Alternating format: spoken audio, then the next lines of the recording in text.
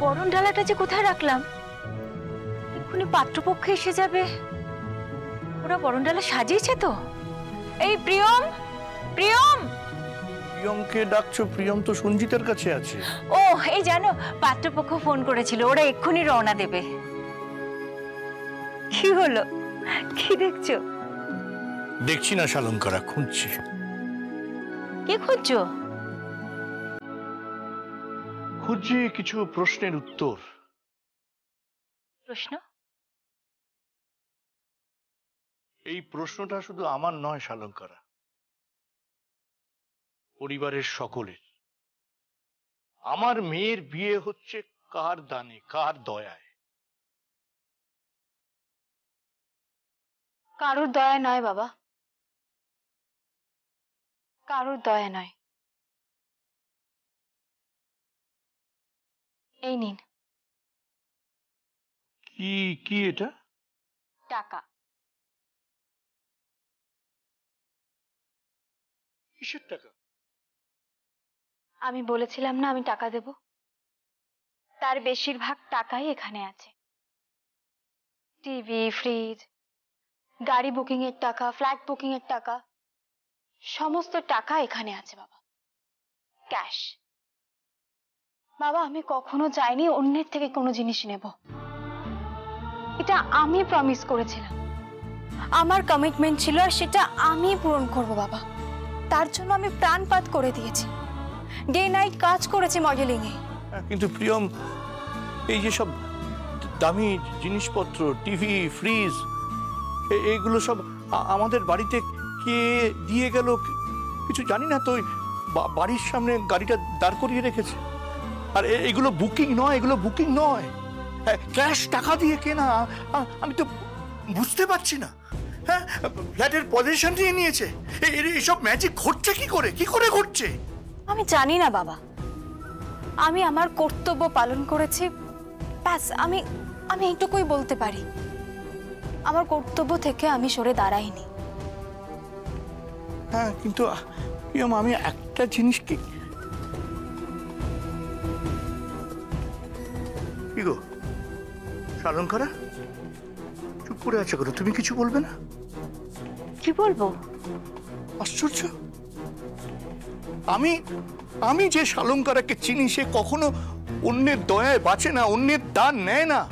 বাড়িতে টিভি আসছে, ফ্রিজ আসছে, গাড়ি, তারপরে সোনার গয়না, এগুলো অন্যের দান, অন্যের দয়া। সেগুলো তুমি নিজের মেয়ের বিয়ের জন্য নিচ্ছ।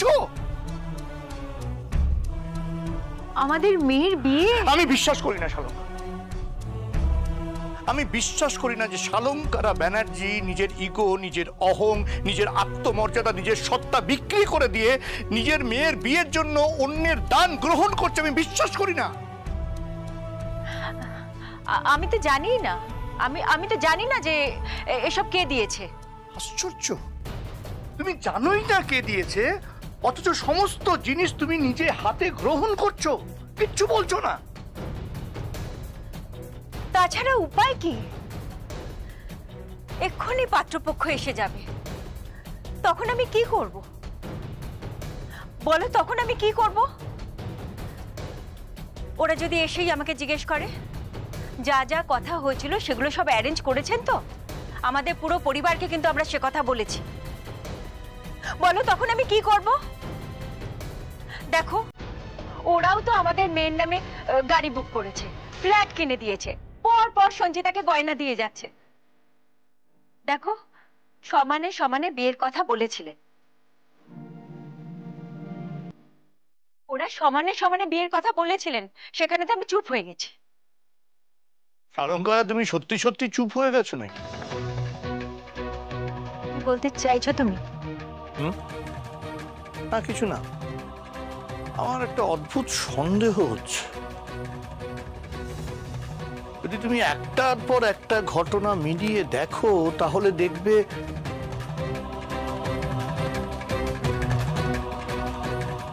কোন ঘটনার কথা বলছো তুমি?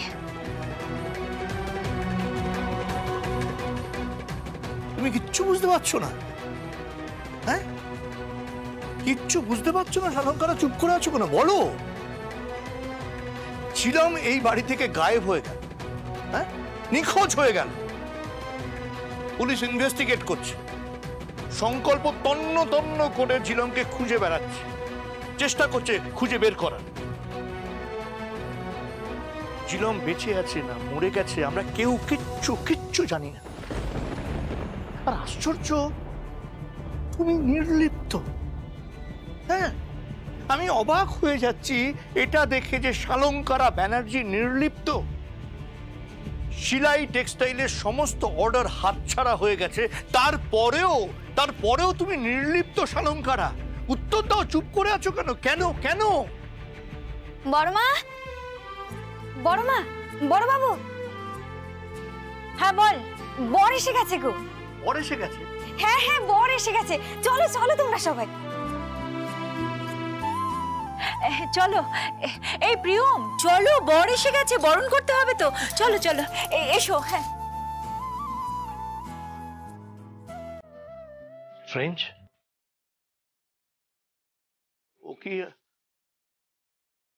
ও কি আমায় অ্যাভয়েড করলো? আরছি,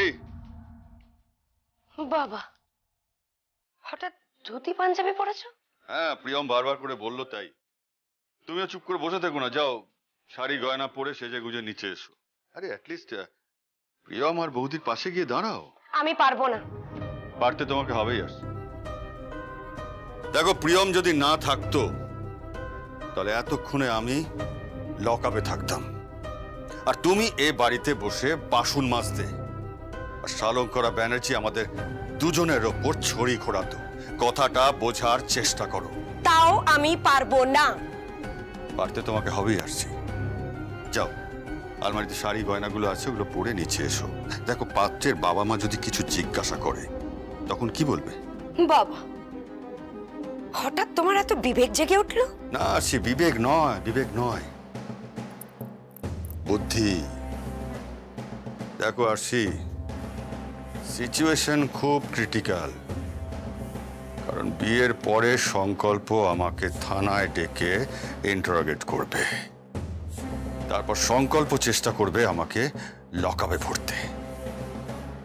একমাত্র প্রিয়ম চেষ্টা করছে আমাকে বাঁচাতে, শুধুমাত্র পরিবারের দোহাই দিয়ে। তাই আমি তোমাকে যা বলছি সেই কথাটা শোনো। শঙ্খ বাজা শুরু হয়ে গেছে, আমি নিচে যাচ্ছি, তুমি তৈরি হয়ে নিচে এসো। বর কিন্তু চলে এসেছে, বুদ্ধি প্রয়োগ করো, বুদ্ধি।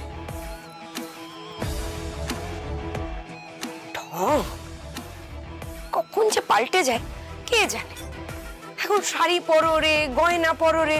আরে বাবা, সাজতে গুছতে তো 1 ঘন্টা সময় লেগে যাবে। এতক্ষণ পর বললো কেন? আগে বললেই হতো।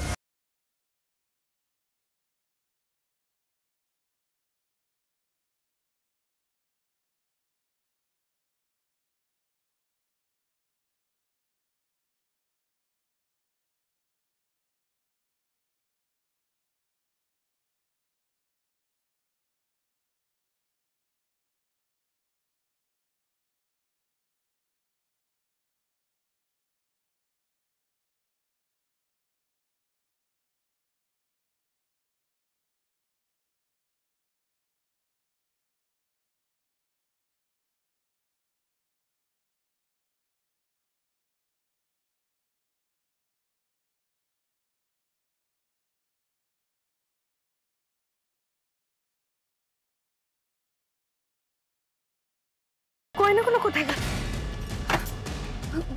আমার গয়না,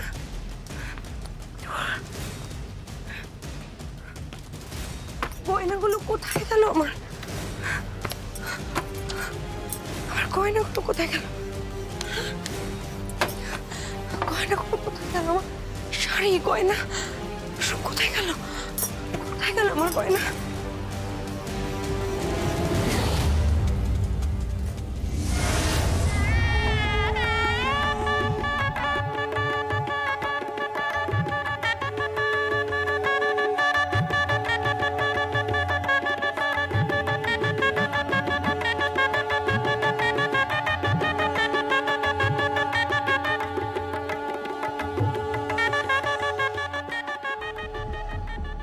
লাইট অফ হয়ে গেল কেন? আমার শাড়ি গয়না কোথায় গেল? ঘরের লাইট অফ হয়ে গেল কেন? টগর, এই টগর, লাইট অফ হলো কেন? টগর, উফ, লাইটটা অফ হলো।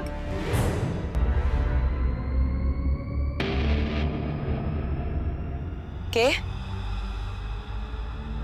কে ওখানে?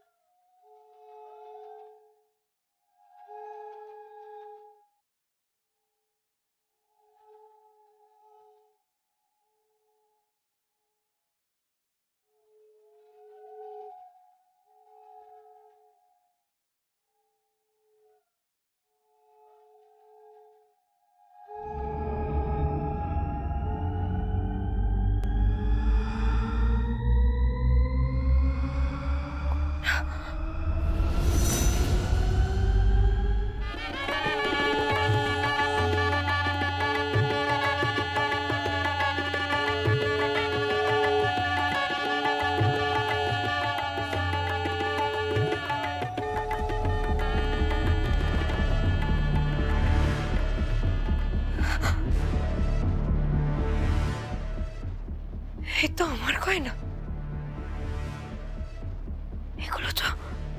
এগুলো তো সব আমার গয়না।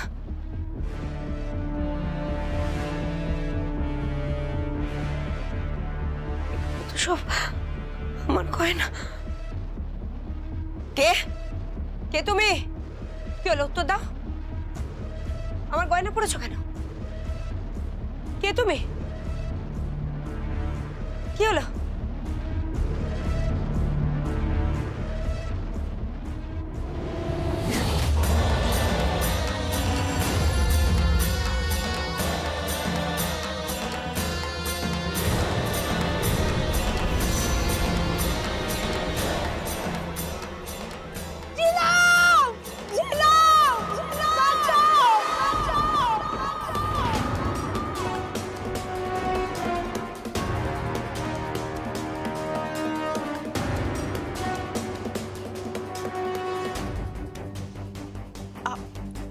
কি হলো?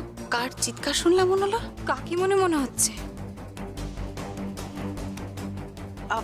প্রিয়া, একটা কাজ কর, তুই বরং ওনাদেরকে নিয়ে ভেতরে বসা। বৌদি তোমরা বসো, আমি একটু দেখে আসছি ভেতরে।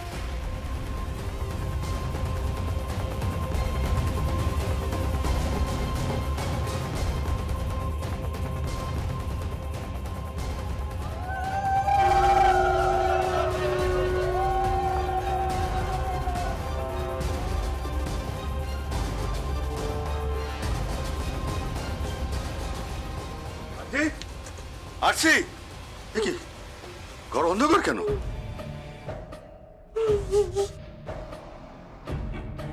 আরছি, কি হয়েছে? এই বলো তো, কি হয়েছে? ছিলাম এখানে দাঁড়িয়েছিল। আমার আলমারিতে গয়না শাড়ি কিচ্ছু নেই। এখানে ছিলাম দাঁড়িয়েছিল। কি বলছো? কি কোথায় ছিলাম? এই তো এখানে ছিলাম দাঁড়িয়েছিল। বৌদি, তোমার বোধহয় কোথাও ভুল হচ্ছে। আমার ভুল হয়নি ঐশানি, আমার ভুল হয়নি। এখানে ছিলাম দাঁড়িয়েছিল, আমার শাড়ি গয়না পরে এখানে ছিলাম দাঁড়িয়েছিল। আমি বলছি শোনো তোমাকে, আমি তোমাকে বলছি শোনো, ছিলাম এই বাড়িতে আছে। ছিলাম কোত্থেকে আসবে? ছিলামকে তো আমি। ছিলামকে তো কি বল? ছিলামকে তো কি? কিরে চুপ করে গেলি কেন? কি বলতে যাচ্ছিলি সেটা বল। না, কিছু না। কিছু তো একটা বলতে যাচ্ছিলিস দাদা, বল কি বলতে যাচ্ছিলিস? চুপ করে আছিস কেন? বল না কি বলতে যাচ্ছিলিস। এই তুই চুপ কর তো। দেখো, তুমি যা দেখেছো সব ভুল দেখেছো। হ্যাঁ, শাড়ি গয়না এখানে ছিল, এখানেই আছে। দেখি সব, এই তো গয়নার বাক্স, এই তো গয়না। এটাই পড়েছিল। আমি বলছি শোনো, এই গয়নাটা এই তো গয়না। কিন্তু আমি যে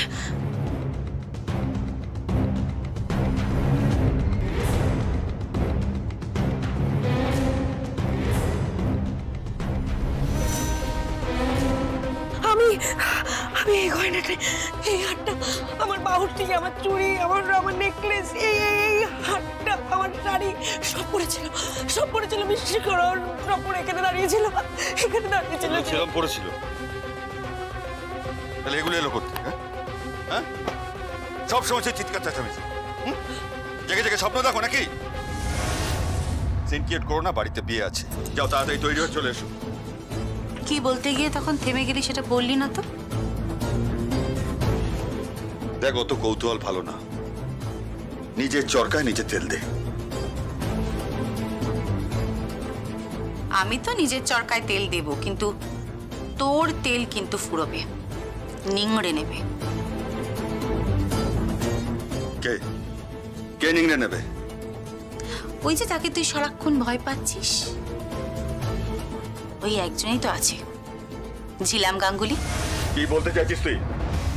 কিছু না, যাকে দেখে ভালো লাগছে যে তোর অ্যাটলিস্ট শুভ বুদ্ধিটা হয়েছে। বাড়ির মেয়ের বিয়েতে পাশে থাকাটা যে দরকার এটা তোর মাথায় এসেছে, এটা দেখেও ভালো লাগছে। যা।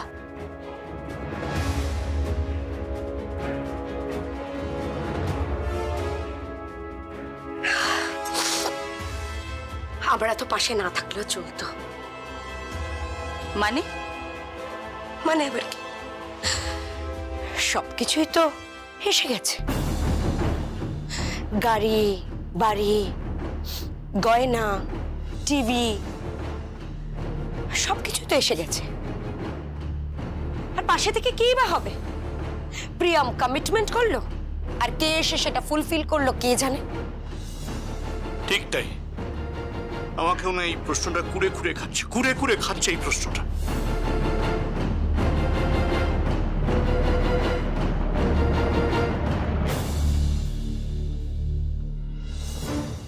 স্ট্রেঞ্জ, একটা জিনিস কিছুতেই বুঝতে পারছি না। বললো যে ছিলাম নাকি গয়না পরে এখানে দাঁড়িয়েছিল, আবার ওই গয়নাগুলোই আলমারিতে। কি করে সম্ভব?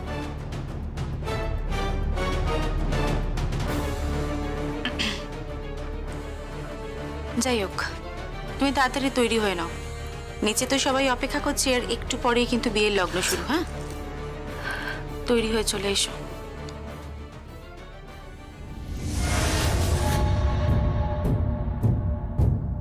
আমি দেখেছি,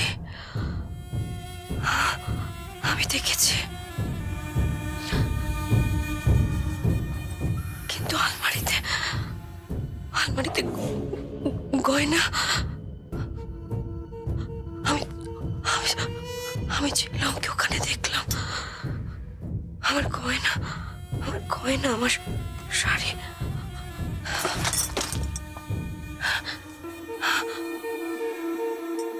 কিন্তু আলমারিতে গয়নাটা এলো কি করে? গয়নাটা দেখেছি, আমি দেখেছি, কিন্তু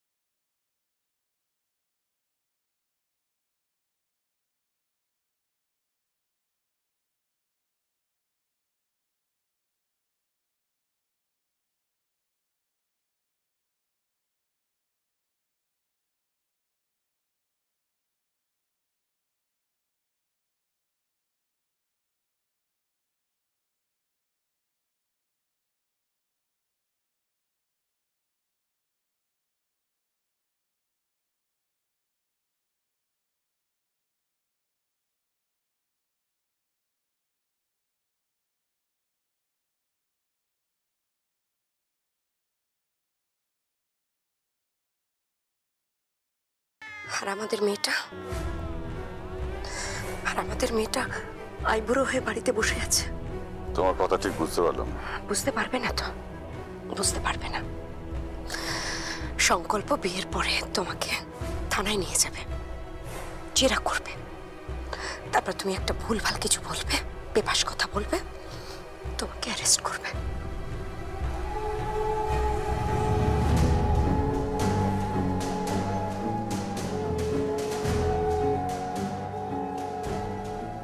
এত কাঁচা খেলোয়াড় আমি নই। তোমার মতো কাঁচা খেলোয়াড় না আমি দুটো দেখি। মাথায় কোনো বুদ্ধি নেই, নির্বুধ কোথাকারে। একদম আজে বাজে কথা বলবে না। আগে আমার চালটা দেখো। কি চাল?